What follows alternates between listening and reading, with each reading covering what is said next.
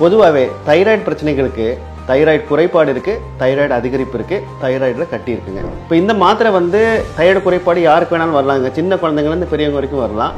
மாத்திரை சாப்பிட்றதுனால வெறும் வயிற்றில் சாப்பிட்றோமே, இதனால ஏதாவது அல்சர் ப்ராப்ளம் வருமா அப்படின்னு நினச்சிங்கன்னா அந்த மாதிரி வரவே வராது. அதனால் பயப்படவே வேண்டாம். வேறு ஏதாச்சும் பிரச்சனைகள் வருமா அப்படின்னா வேறு சைடு எஃபெக்ட்ஸ் தெரிஞ்சு எதுவுமே இல்லைங்க. ஒன்றே ஒன்று தான், கரெக்டான டோஸ் எடுக்கிறோமான்றது. தைராய்டு மாத்திரைகள் சாப்பிட்றதுனால சைடு எஃபெக்ட் வருமா அப்படின்றத பற்றி இன்றைக்கி பேசலாங்க. பொதுவாகவே தைராய்டு பிரச்சனைகளுக்கு தைராய்டு குறைபாடு இருக்குது, தைராய்டு அதிகரிப்பு இருக்குது, தைராய்டில் கட்டி இருக்குங்க. இது மூணுத்துக்கும் மாத்திரை தருவாங்களா அப்படின்னு கேட்டால் தைராய்டு கட்டிகளை குறைக்கிறதுக்குன்னு தனியாக மாத்திரை கிடையாதுங்க. தைராய்டு குறைபாடுக்கும் தைராய்டு அதிகரிப்பு இது ரெண்டுத்துக்கு தான் மாத்திரைகள் உண்டு. ஸோ தைராய்டு குறைபாடு இருக்கிறப்போ நம்ம கொடுக்கக்கூடிய மாத்திரை காலையில் வெறும் வயிற்றில் சாப்பிடக்கூடிய மாத்திரை சாப்பிட்டதுக்கப்புறம் 3/4 மணி நேரம் 1 மணி நேரம் கழிச்சு தான் டீ காஃபி எதுவுமே சாப்பிட்லான்ற மாதிரியான மாத்திரை. இப்போ இந்த மாத்திரை தைராய்டு குறைபாடு யாருக்கு வேணாலும் வரலாங்க. சின்ன குழந்தைங்கலேருந்து பெரியவங்க வரைக்கும் வரலாம். மாத்திரை சாப்பிட்றதுனால வெறும் வயிற்றில் சாப்பிட்றோமே, இதனால ஏதாவது அல்சர் ப்ராப்ளம் வருமா அப்படின்னு நினச்சிங்கன்னா அந்த மாதிரி வரவே வராது. அதனால் பயப்படவே வேண்டாம்.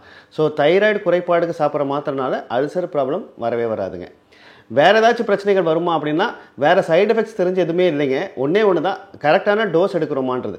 இப்போ தைராய்டு மாத்திரை தேவைக்கு அதிகமாக எடுத்திங்கன்னா தைராய்டு அதிகமாக இருந்தால் அது என்ன சிம்டம்ஸோ அது வரும்.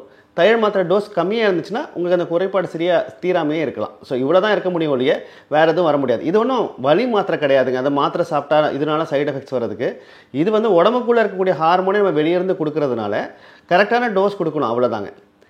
இதே தைராய்டு அதிகரிப்புக்கு மாத்திரை எடுக்கணும்னு வச்சுக்கோங்களேன். ஏற்கனவே தைராய்டு அதிகமாக இருக்குது, அதை குறைக்கிறதுக்காக நீங்கள் ஒரு மாத்திரை கொடுக்குறீங்க. இது ஹார்மோனை குறைக்கிறதுக்கான ஒரு மாத்திரை. இந்த மாத்திரை சில டைம் சைடு எஃபெக்ட்ஸ் வரலாங்க. சிலவங்களுக்கு பிளட் கவுண்ட்ஸ் குறையலாம், சிலவங்களுக்கு லிவரில் ப்ராப்ளம்ஸ் வரலாம், நிறைய பேருக்கு அரிப்பு வரலாம். ஸோ அதனால் தைராய்டு அதிகரிப்பு இருக்கிறவங்க மாத்திரை சாப்பிட்றப்ப அதில் 3 டைப் மாத்திரை இருக்குங்க. 3 டைப் மாத்திரையிலையுமே ஒரே மாதிரியான சைடு எஃபெக்ட்ஸ் வரலாம். நான் சொன்னேன், லிவர் ப்ராப்ளம்ஸ் வரலாம், கவுண்ட்ஸ் கம்மியாகலாம், இல்லை அரிப்பு வரலாம். ஸோ உங்களுக்கு தைராய்டு அதிகரிப்பு குறைக்கிறதுக்கான மாத்திரை சாப்பிட்றப்ப உங்களுக்கு ரொம்ப அரிப்பு இருக்குது, ஆர் ஸ்கின்னில் டாட்ஸாக கருப்பாக ஆகுது அப்படின்னா உங்கள் டாக்டரை பார்த்து அந்த மாத்திரையை வேறு மாத்திரைக்கு மாற்ற வேண்டியதாக இருக்கலாம். ஒரு டைப் ஆஃப் மாத்திரை கொடுத்தாங்கன்னா அது வேறு டைப்புக்கு மாற்றுவாங்க. அதுவும் ஒத்துக்காட்டி 3ஆவது டைப்புக்கு மாற்றலாம்.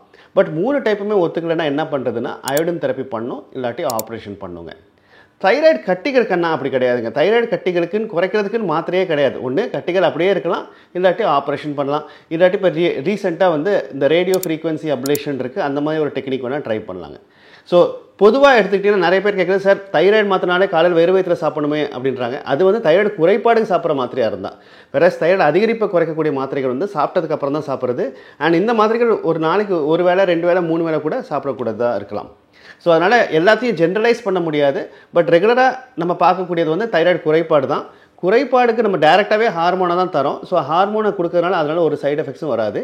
அதிகரிப்பை குறைக்கக்கூடிய மாத்திரைகளில் சில டைம் சைடு எஃபெக்ட்ஸ் வரலாம். அதனால் அவசியமாக ஒரு புது மாத்திரை ஆரம்பிக்கிறப்ப நைட் டைமில் ஆரம்பிக்காதீங்க, சாட்டர்டே நைட்டுன்னு ஆரம்பிக்காதீங்க. ஏன்னா சண்டே அன்றைக்கி ஒரு வேளை பிரச்சனை இருந்தால் டாக்டரை போய் பார்க்குறதுக்கு முடியாமல் போகலாம். எப்போயுமே மார்னிங் டைம் ஆரம்பிங்க. அண்ட் ஆரம்பித்து எடுத்தோடனே ஃபுல் டோஸ் போகாமல் ஹாஃப் டோஸ் போட்டு பாருங்கள். உங்களுக்கு ஒத்துக்குதான்னு பார்த்துட்டு நெக்ஸ்ட்லேருந்து ஃபுல் டோஸ் போகலாம். அண்ட் உங்கள் டாக்டர் என்ன சொல்கிறாரோ அதுபடி ஃபாலோ பண்ணுங்கள்.